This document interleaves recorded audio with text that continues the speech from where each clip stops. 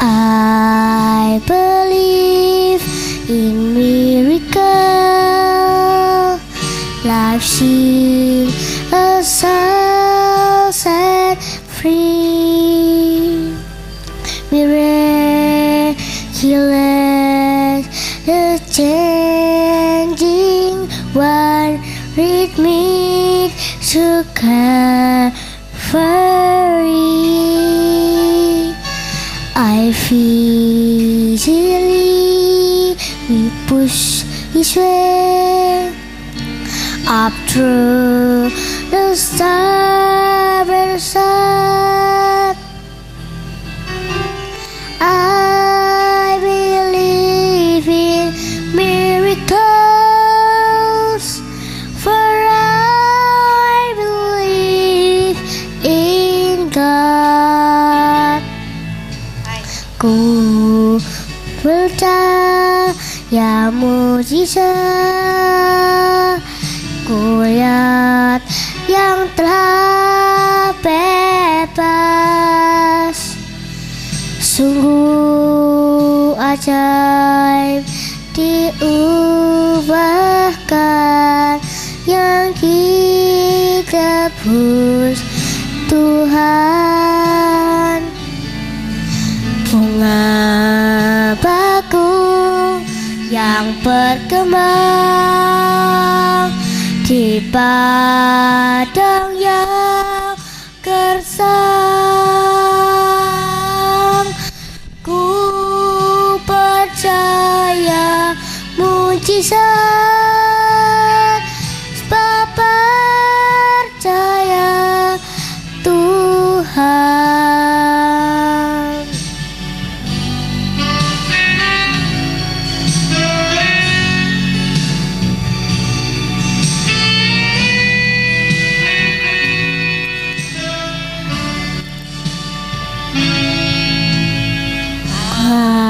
I believe in miracles.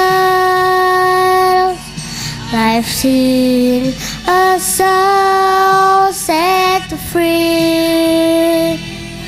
Miraculous, the changing what read me to Calvary. I see the lead, we push each way up through the starry sun. I believe in miracles, for I believe in God. Percaya mujizatmu pasti terjadi, sebab tiada yang mungkin bagimu. Ku percaya mujizatmu pasti terjadi. Engkau Tuhan tepati janjimu. Percaya mujizatmu pasti terjadi, sebab tiada yang tak mungkin bagimu. Ku percaya mujizatmu pasti terjadi. Engkau Tuhan tepati janjimu. Engkau Tuhan tepati janjimu. Engkau Tuhan tepati janjimu. Shalom para pemirsa yang tercinta, jumpa kembali dengan saya Ita Lintar dalam acara kesayangan kita bersama, Penerang Hati, yang dirilis oleh stasiun televisi kesayangan kita pula, Gajayana TV, lebih dekat dan inspiratif. Nah, saudara yang kekasih di dalam Tuhan, seperti biasa sebelum kita akan mendengarkan sedikit dari kebenaran firman hari ini, mari sama-sama saya mengundang dengan penuh kasih, saya mengundang dengan penuh hormat, kita satukan hati dan kita berdoa. Terima kasih ya Bapa, terima kasih. Kami bersyukur mempunyai Bapa seperti Engkau. Kami bangga memiliki Bapa yang senantiasa memberikan kami kasih yang tiada pernah berakhir. Mungkin kadangkala kami melakukan kesalahan, kadangkala kami undur dari hadapan Engkau. Tetapi kami yakin dan percaya Engkau adalah Bapa yang tidak pernah meninggalkan kami. Bapa, urapi hamba-Mu, berkati para pemirsa yang menyaksikan program ini dari layar televisi. Biarlah firman yang ditaburkan hari ini bisa menjadikan rema bagi kami semua yang senantiasa berharap dan senantiasa haus dan lapar untuk mendengar kebenaran firman-Mu. Di dalam nama Tuhan Yesus kami siap mendengarkan firman-Mu. Haleluya. Amin. Amin. Amin. Nah, saudara yang kekasih, seperti biasa hari ini saya akan memberikan satu tema mengenai mengasihi musuh. Ya saudara, saya menerima beberapa WA dan saya menerima beberapa SMS bahwa, Bu, aku dimusuhin sama si A. Bu Ita, saya dimusuhin di kerjaan saya dengan si B. Wah, ini pekerjaanku Bu Ita, tetapi oleh manajerku, tetapi oleh supervisorku diakui hasil jerih lelahnya. Nah saudara, seringkali ketika kita berinteraksi, ketika kita berhadapan dengan dunia pekerjaan, dengan dunia pelayanan pun, dengan dunia kita berjemaat dimanapun, atau dengan tetangga tempat kita bertinggal atau masyarakat, kita tidak akan terlepas dari yang namanya konflik atau adanya sedikit perbedaan. Tetapi ketika kita menghadapi konflik di dalam kehidupan kita, baik di dunia sekuler ataupun di dunia pelayanan ataupun bahkan di tengah-tengah masyarakat di mana kita tinggal, karena bermacam-macamnya karakter dari berbagai macam orang dengan kemajemukan karakter, kita tidak akan bisa menarik diri dari lingkungan di mana kita tinggal. Lalu bagaimana ketika kita ada seseorang yang tidak berkenan dengan hati kita? Bagaimana ketika kita bekerja ada seseorang yang tidak cocok dengan hati kita? Bagaimana kita menanggapi ketika lingkungan di tempat kita tinggal tidak mendukung? Nah saudara, firman Tuhan memberikan satu panduan yang singkat, jelas dan padat, bahwa di dalam perikop kita hari ini, kita buka Injil Matius 5 ayatnya yang ke-44. Demikian firman Tuhan, tetapi aku berkata kepadamu, kasihilah musuhmu dan berdoalah bagi mereka yang menganiaya kamu, karena dengan demikianlah kamu menjadi anak-anak Bapamu yang di surga, yang menerbitkan matahari bagi orang yang jahat dan orang yang baik, dan menurunkan hujan bagi orang yang benar dan orang yang tidak benar. Amin. Nah saudara yang kekasih di dalam Tuhan, perikop kita kali ini mengatakan bahwa ketika kita diperhadapkan ada seseorang yang memusuhi kita, ketika kita diperhadapkan dengan satu lingkungan kita kerja, ternyata ada orang yang memusuhi kita, kita tidak bisa menghindar. Saudara, apakah lalu ketika kita mendapatkan orang yang kita tidak menyukai kita terus kita pindah? Tentunya tidak sedemikian mudah. Kita pindah kerja, kita pindah rumah, tidak sedemikian mudah.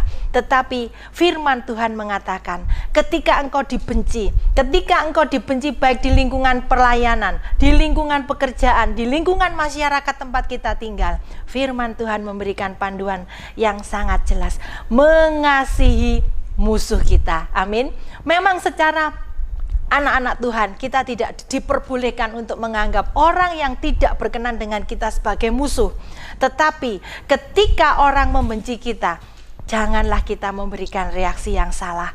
Demikian juga ketika ada seseorang dikagumi oleh banyak wanita, misalnya seorang lelaki, dia public figure, dikagumi banyak wanita, atau public figurnya wanita, dikagumi banyak kaum hawa, kita jangan mempunyai reaksi yang salah. Amin. Demikian juga firman Tuhan hari ini. Yesus mengatakan, ketika ada orang yang membenci kita, kita tidak bereaksi yang salah. Amin. Kita tetap melakukan firman meskipun secara daging sebenarnya sulit.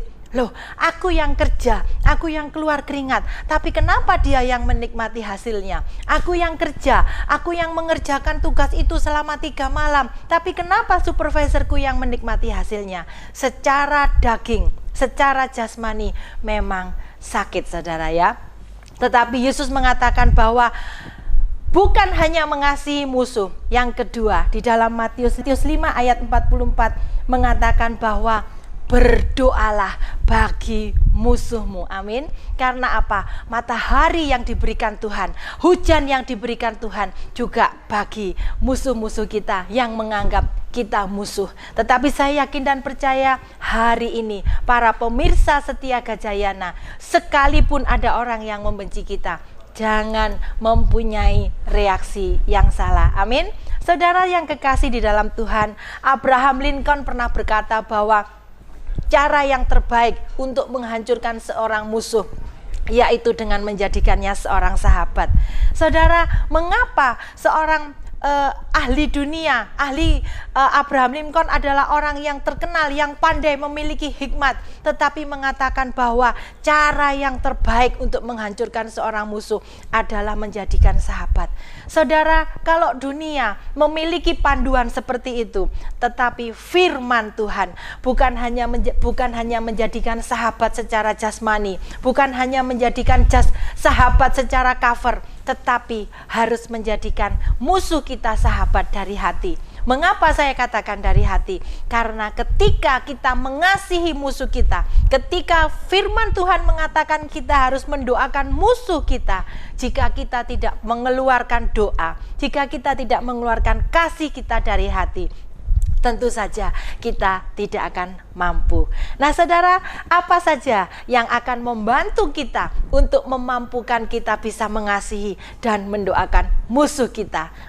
Puji Tuhan. Saudara yang kekasih, seperti tadi yang saya sampaikan, bagaimana supaya kita bisa bukan hanya menurut pepatah dari dunia, pepatah dari Abraham Lincoln bahwa kita bisa menjadikan musuh kita sahabat, itu secara daging. Tetapi bagaimana mungkin orang yang membenci kita doakan? Bagaimana mungkin atasan kita yang senantiasa mengambil hak-hak kita, harusnya jerih payah kita, harusnya keluar keringat kita, tetapi diambil oleh atasan kita? Bagaimana mungkin kita bisa mendoakan? Jawabannya yaitu dengan pertolongan Roh Kudus. Amin. Katakan bersama saya mampu bersama Roh Kudus. Amin. Nah, saudara yang kekasih, ketika kita mengasihi musuh, ketika kita mendoakan musuh kita, ada satu yang mampu untuk kita berbuat, mendoakan ataupun mengasihi, yaitu dengan pertolongan Roh Kudus. Saudara yang kekasih di dalam Tuhan, ketika kita meminta kepada Tuhan bahwa Roh Kudus adalah penolong bagi kita, Roh Kudus bantu aku ingin mendoakan orang yang membenciku. Roh Kudus bantu aku ingin mendoakan agar orang yang membenci aku, yang selama ini mengambil peluangku untuk aku bisa naik ke posisi yang lebih atas, aku mendoakan orang yang membenciku. Amin. Nah, saudara yang kekasih di dalam Tuhan, di dalam Roma pasal 12 mengatakan, di dalam tulisan Rasul Paulus ini memberikan satu perintah yang berupa nasihat atau berupa ajakan oleh Rasul Paulus bahwa supaya setiap orang yang percaya harus tetap bertahan di dalam iman yang benar dan supaya bisa mempraktekkan kasih di dalam kehidupannya. Bukan hanya bertahan di dalam iman kita yang benar akan Kristus, tetapi Rasul Paulus pun memberikan nasihat bahwa kita harus mempraktekkan kasih. Saudara, kita pun seharusnya dengan posisi kehujanan atau mungkin satu saat ketika kita ada keluar, kita ada posisi dalam posisi kehujanan, tetapi payung yang kita punya hanya satu. Lalu di seberang jalan kita melihat ada ibu hamil, di seberang jalan kita melihat seorang nenek atau kakek yang tidak membawa payung. Bagaimana kita bisa mempraktekkan kasih? Saudara, Paulus mengajarkan bahwa di dalam kehidupan ada dua hal yang diperjuangkan oleh Paulus sendiri. Yang pertama, yaitu berkaitan dengan kehidupan di dalam jemaat sendiri. Paulus mengatakan bahwa hendaklah kita semua saling mengasihi, memberikan hormat, membantu orang lain yang kekurangan. Mungkin ketika kita membantu orang lain, kita tidak perlu mengeluarkan jutaan. Amin. Cukup ketika kita mempunyai payung, lalu seorang kakek atau seorang nenek yang tidak mempunyai payung, cukup kita bisa memberi tumpangan payung itu. Atau bukan hanya jutaan, ketika kita makan nasi bungkus misalnya, yang harganya hanya beberapa ribu, tetapi di seberang jalan ada orang yang membutuhkan, dan ketika kita akan memberikan uang, pasti dia tidak akan belikan nasi, ya saudara. Tetapi lebih baiknya langsung kita belikan nasi bungkus. Harganya tidak perlu ratusan ribu, harganya tidak perlu jutaan, ketika kita mampu menolong seseorang. Amin. Tetapi kita bisa menerima ajakan Rasul Paulus bahwa kita pun harus bisa mempraktekkan kasih. Mempraktekkan kasih tidak perlu harus membayar jutaan. Mempraktekkan kasih tidak perlu harus menunggu kita punya mobil Mercy, kita menunggu kita punya rumah yang mewah, yang megah. Tidak. Saat ini pun di depan mata, ketika kita minta Roh Kudus, bantulah aku untuk bisa mempraktekkan kasih. Roh Kudus, bantulah aku untuk aku bisa mempraktekkan kasih, memberi kepada orang yang kekurangan, untuk memberikan hormat kepada orang lain. Itu pun kita sedang mempraktekkan kasih. Amin. Bukan hanya kita memberi hormat kepada orang ini berpengaruh terhadap kehidupanku, orang ini berpengaruh terhadap pelayananku, atau misalnya kita berbuat baik dahulu karena ada imbalan-imbalan tertentu yang akan kita minta. Bukan seperti itu. Tetapi Rasul Paulus mengajarkan, hendaklah kita pun saling memberi hormat. Meskipun orang itu bukan orang terpandang, meskipun orang yang kita berikan hormat bukanlah orang yang bisa merubah atau mempengaruhi jalan kehidupan kita. Amin. Memberi tumpangan, selalu sehati, berpikir, bertekun di dalam doa, dan tetap melayani Tuhan. Amin. Nah saudara, yang kedua yaitu yang di luar jemaat. Yang kedua yang di luar jemaat yaitu Rasul Paulus memberikan nasihat kepada kita supaya kita bersabar dalam kesesakan. Kita tidak minta berkat kepada orang yang bukan seharusnya, tidak membalas kejahatan dengan kejahatan, tetapi kita mengasihi seteru kita atau orang yang menganggap musuh dengan kita dengan tindakan yang nyata. Amin. Saudara, saya yakin dan percaya para pemirsa setia Gajayana TV pasti tidak ingin mempunyai musuh. Amin. Tetapi ketika ada orang lain yang menganggap kita musuh, kita jangan bereaksi yang salah. Tetap kita praktekkan kasih. Kita tetap berusaha menghormati dia. Kita tetap berusaha saling mengasihi. Mungkin secara fisik kita tidak bisa berdekatan dengan dia karena dia tidak mau mendekati kita, karena orang itu menganggap kita musuhnya. Tetapi kita bisa mendoakan dia dari jauh. Amin. Nah saudara yang kekasih di dalam Tuhan, kasih itu tidak pernah membalas kejahatan dengan kejahatan, karena di dalam kasih itu ada satu unsur yang sempurna. Di dalam kasih ada unsur pengampunan. Amin. Ketika kita mempraktekkan unsur kasih yang sempurna, pengampunan, yakin dan percaya Yesus Kristus melihat jauh ke dalam hati kita. Amin.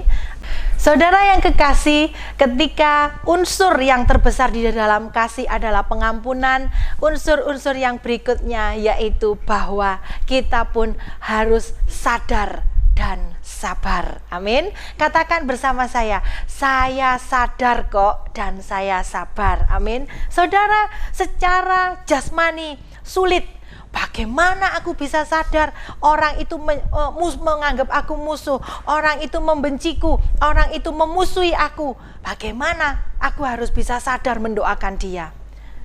Lalu bagaimana juga dikatakan sadar dan sabar?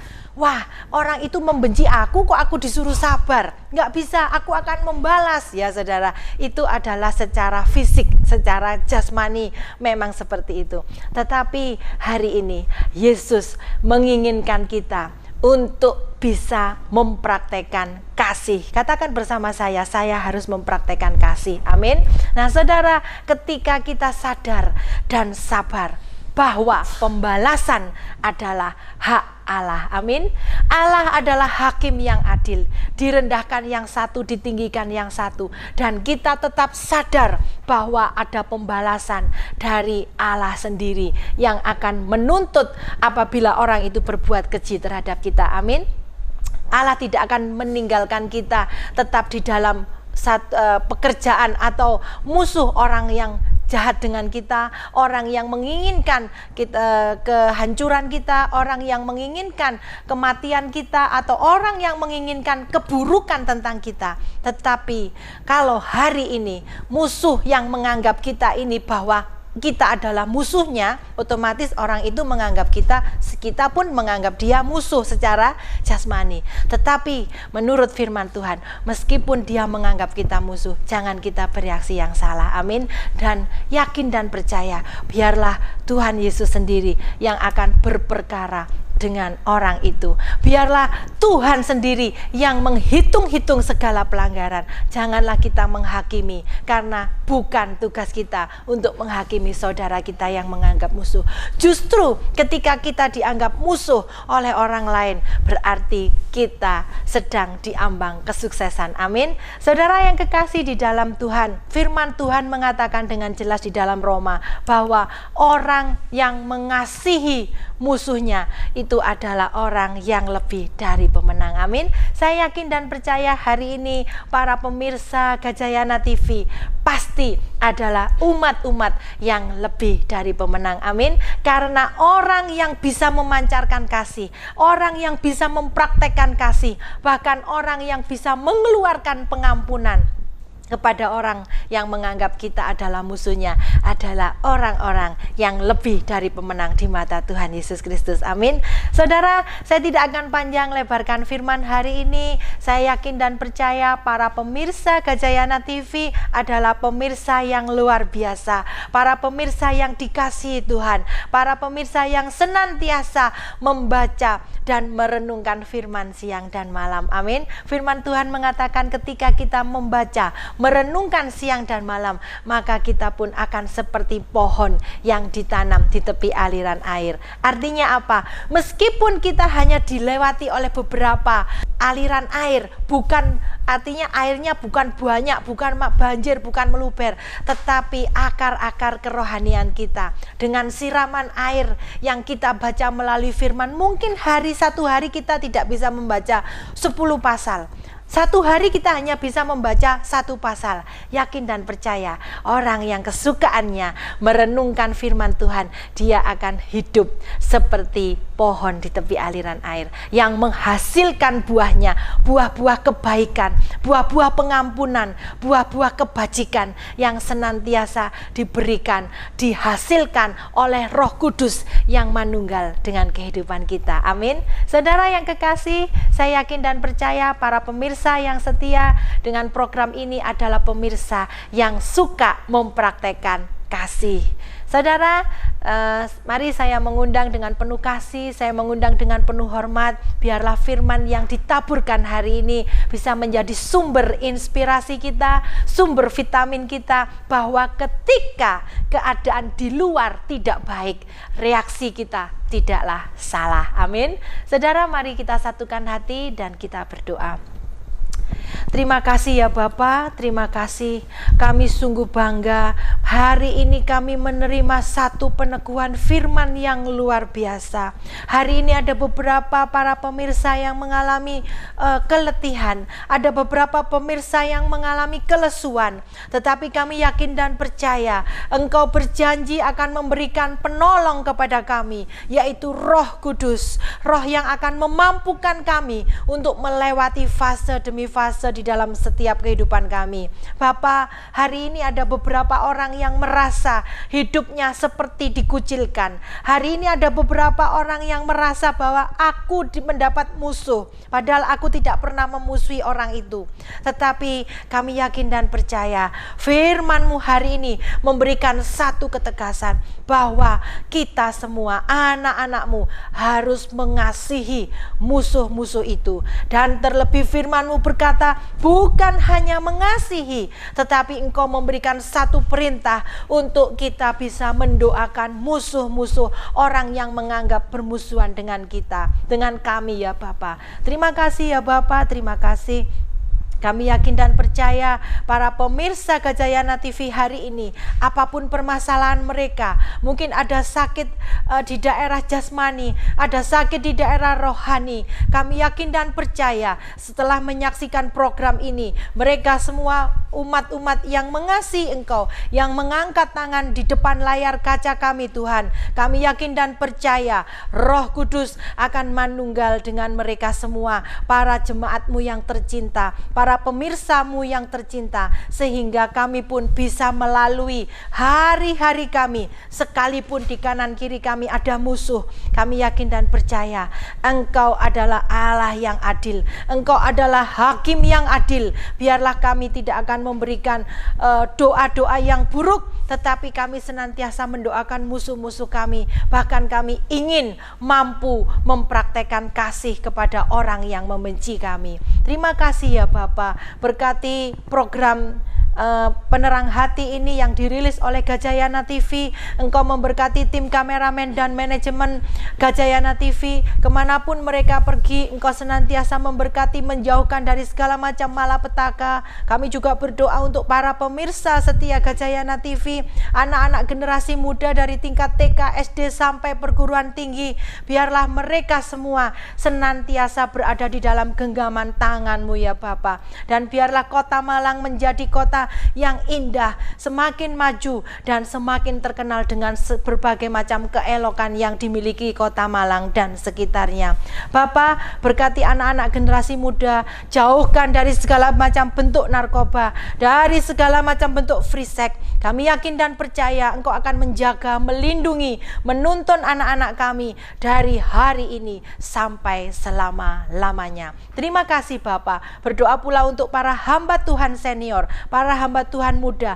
Engkau menambahkan hikmat pewahyuan kepada hamba-hamba-Mu ini. Hamba juga berdoa untuk para pemimpin dari tingkat RT, RW sampai kepada wali kota, bahkan kepada Bapak Presiden, pemerintahan tertinggi Indonesia. Kami yakin dan percaya tetap ada di dalam genggaman tangan-Mu. Terima kasih ya Bapak, terima kasih. Di dalam nama Tuhan Yesus kami beralaskan doa kami. Haleluya, amin.